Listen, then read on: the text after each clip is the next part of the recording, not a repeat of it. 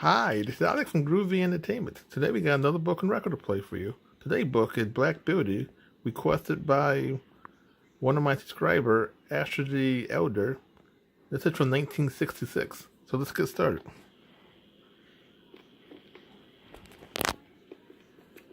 This is a Walt Disney original long-playing record, and I am your Disneyland story reader. I am going to begin now to read the story of Black Beauty.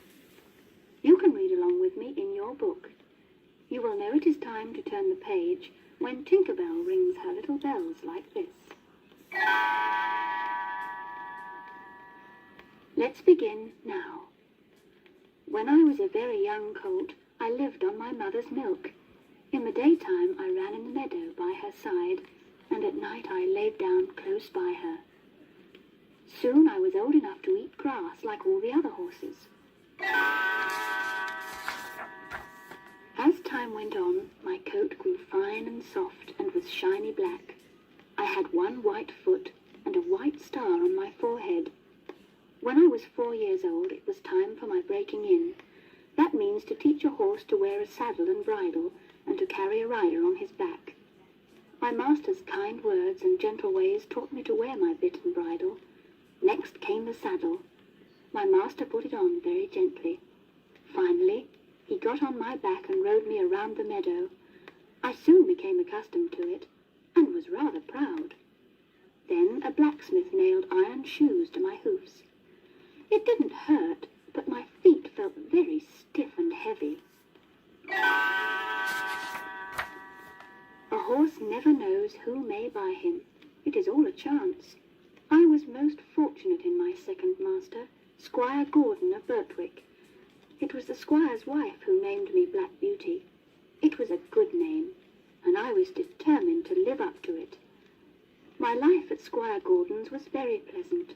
The squire kept many horses, but my best friend was my neighbour in the next stall, Merrylegs. He was a little fat grey pony with a thick mane and tail. My other good friend was a horse named Ginger. The best days of all at Squire Gordon's were Sundays in the summertime, when we would be turned out into the pasture to do whatever we liked, to gallop or lie down, to roll over on our backs or to nibble the sweet grass. One night I had eaten my hay and was lying down in my straw, fast asleep, when suddenly I heard the squire's voice shouting, "Wake up, Beauty! You must go well now if you ever did. My wife is very ill. You must take me as fast as you can to fetch Dr. White." He was on my back in a minute, and we were off. "Now, Beauty, do your best." And do I did. I needed no whip or spur. I galloped as fast as I could lay my feet to the ground. After an 8-mile run, we came to the town. Squire Gordon roused the doctor and said, "My wife is very ill, doctor. You must go to her at once, or I'm afraid she may die." But the doctor replied, "The worst of it is that my horse has been out all day and is quite done up. What is to be done? Can I have your horse?" Then the squire said, "Black Beauty has come at a gallop all the way, and I had hoped to rest him here. But you may take him. He will go till he drops." Our way back was a very hard time, but I did my best, and soon had the doctor at Squire Gordon's house. My legs shook under me, and I steamed all over.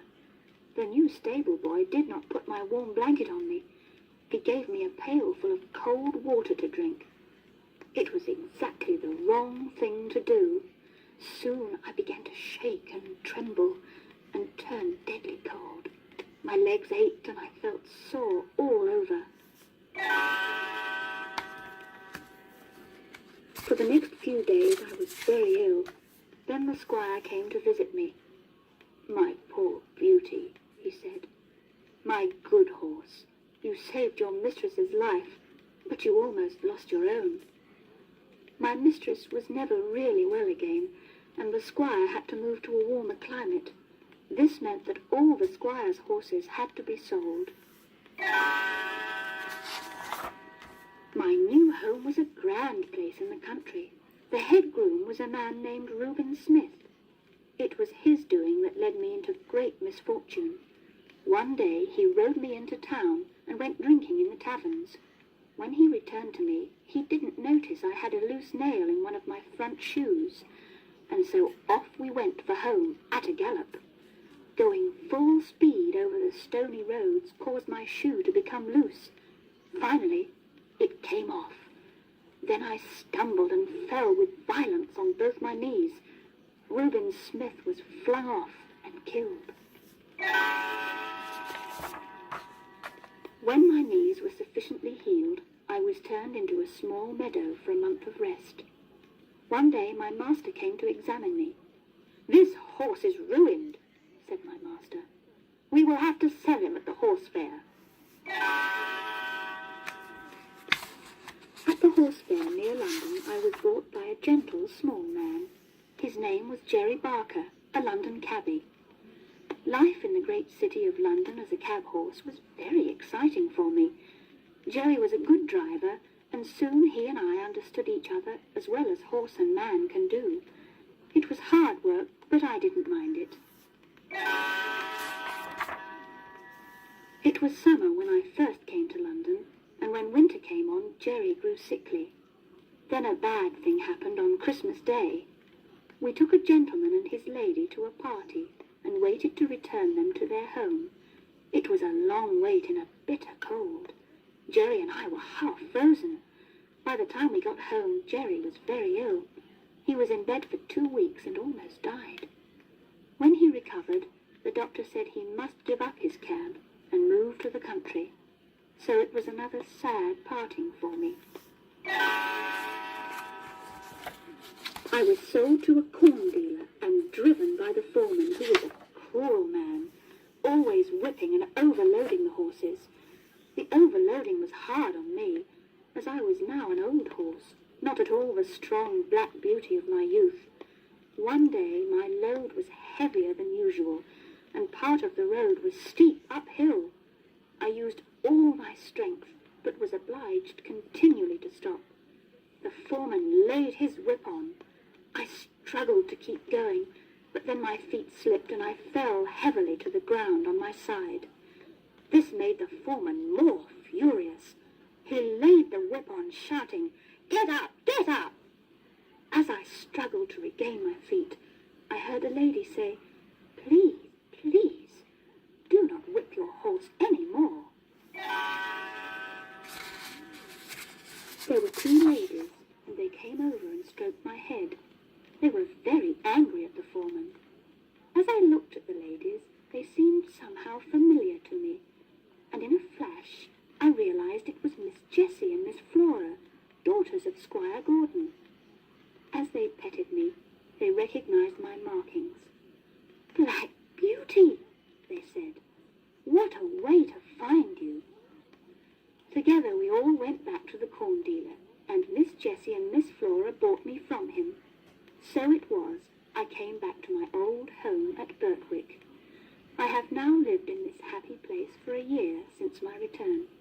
My work is easy and pleasant. I often stand under the trees in the orchard, as I used to, and imagine that my old friends are there with me, and I am happy and content.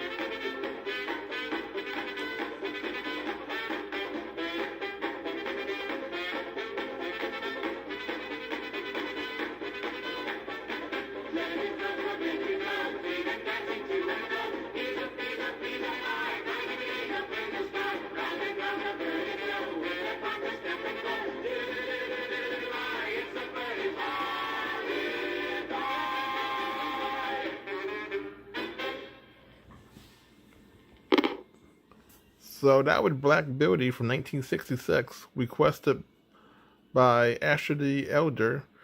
So if you like, subscribe, share, and comment, and have a groovy day. And our next book will be